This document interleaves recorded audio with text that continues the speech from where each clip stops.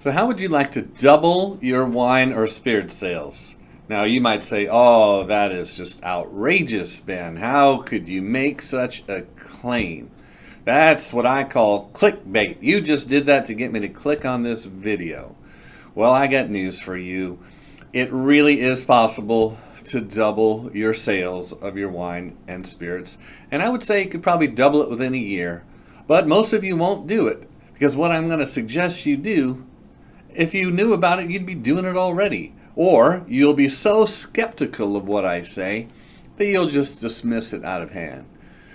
So let me get right to the point. Here's the single most impactful way to accelerate your wine and spirit sales.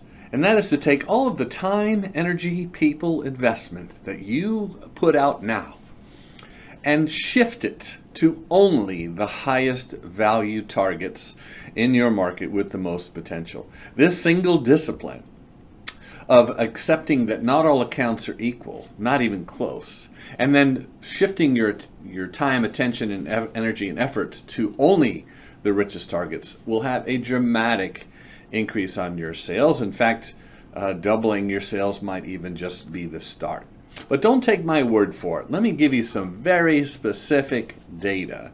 Now, here in the state of Texas, we're very lucky. We just get online, we go to the comptroller's website for the Texas government, and we have access to something called gross receipts, taxes, tax information. And you can literally, from your computer, look to see every on-premise account in the state of Texas and how much tax they pay on wine sales, liquor sales, beer sales, and total alcoholic beverage sales.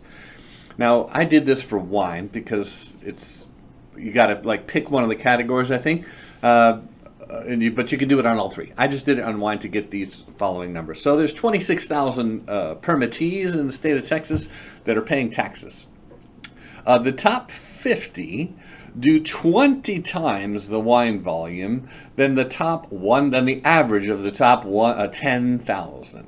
Let me just repeat that. You take the 10,000 biggest accounts in Texas out of 26,000. You run the average wine volume that those accounts do. And then you look at the top 50 accounts, and they're doing 20 times the volume of the average. Now, even if you just looked at the top 500 accounts, which is still a lot of accounts, the top 50 are still doing 3 times the volume of the other 450 accounts. The 80-20 rule is real, and you can dismiss it all you want. But I'm telling you, if you apply this discipline, you will dramatically increase your sales. Now, a couple of things. First of all, so why don't more people do this? I'll tell you why. There's 3 basic reasons. One is no one above them is directing them to do it. No one is saying, hey, time is limited, money is limited, resources are limited. You must restrict your activity to only the richest targets. No, that doesn't, it rarely happens. Number 2, a lot of salespeople in the wine and spirits game are being led around by the distributor salespeople, and God bless them, they don't have the freedom to leverage the 80-20 rule in their jobs. They're very highly directed in what to do. So they're not going to be much help in terms of where to focus on the accounts.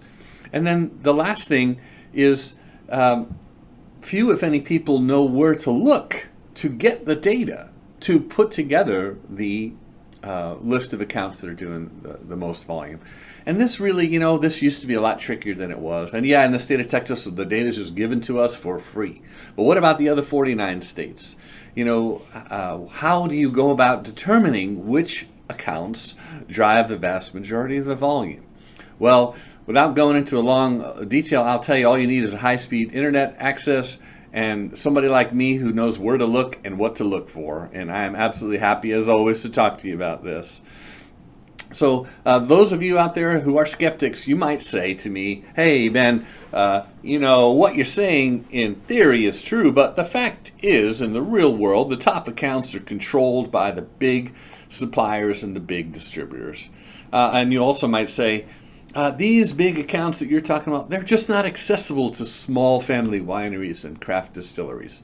And to that I say total BS. Would you like to get in the car with me and go look at some of these accounts? Let's go to the Post Oak Hotel in Houston. Let's go to the Gaylord Texan. We'll go to Pappas Brothers Steakhouse on the way. We'll swing by Three Forks. These are all in the top 10 wine accounts in the state of Texas, by the way.